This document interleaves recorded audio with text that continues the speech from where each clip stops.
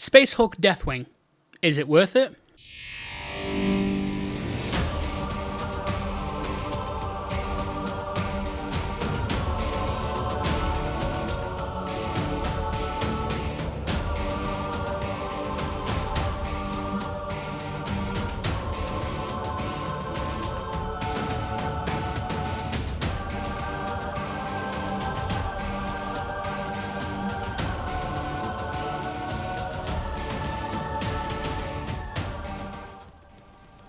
Space Hulk Deathwing is set in the Warhammer 40,000 universe, wherein your character is a high-ranking Terminator librarian under the command of Grandmaster Belial of the Dark Angels Space Marine chapter.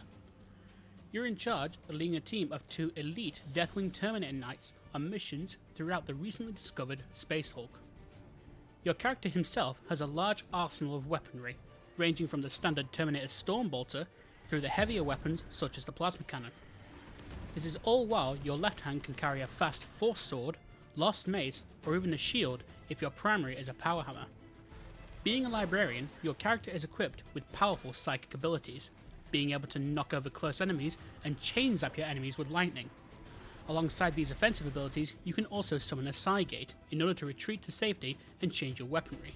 There are other psychic powers, however those 3 are the ones that you get by default. The 2 elite Terminators under your command are the ever so useful Apothecary and the devastating Assault Cannon Terminator. The Apothecary comes equipped with a Stormbolter and a Narthecium, the Narthecium being vital to heal you and your comrades. This is also true for the multiplayer. The Assault Cannon Terminator obviously comes with an Assault Cannon and a Power Fist. Overall, the gameplay is as simple as any other first-person shooter. Point and click in the direction of the aliens when you want to shred their bodies with bullets. Press Q when you want to tear them in half with your melee weapon. Smaller enemies can actually be charged into by pressing the shift key to sprint. Right click zooms in your optics and allows you to easily distinguish life signs when you're in the darkness of the Space Hulk. And finally, the number buttons are used to execute your psychic abilities. Doors can be closed and blocked by pressing E. This is also able to stop approaching enemies. Alongside this, you are able to break down blocked doors by smashing through them with your melee weapon. By pressing M, you are able to bring up a tactical map, which allows you to scan for stationary turrets, which can be destroyed or taken control of. However, doing this takes some time, so it may be more advantageous to simply attack them without the use of a turret. However, some little problems with the campaign gameplay is that, although your allies are fairly powerful, they do tend to walk into your line of fire, which can end up in you accidentally killing your own teammates. Alongside this, the enemies seem to be a little bit easy to predict, as they seem to follow predictable lines. This is especially noticeable in larger rooms. Overall, the graphics are very good, definitely up to standard with most modern games. Sterimon Studio, the developers of this game, have definitely done their research into the Warhammer 40k universe.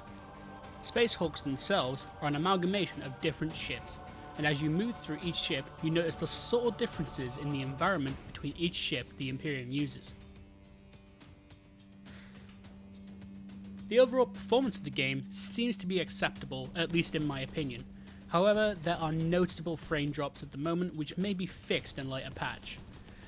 During the beta, it was noticed how a lot of the time we were kicked from multiplayer servers, which seems to have translated into the full game, though it has been greatly improved upon since the beta version. All in all, the performance runs well, as when running on high settings, the frames were between 30 and 60 FPS.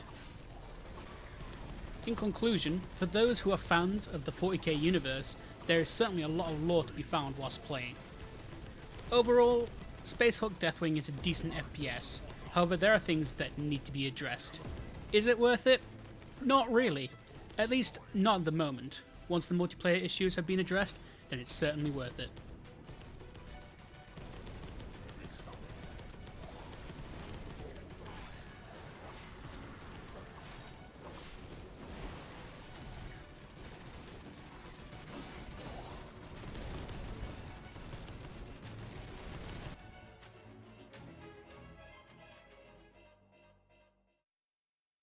The 2 elite Terminators under your command are the ever so useful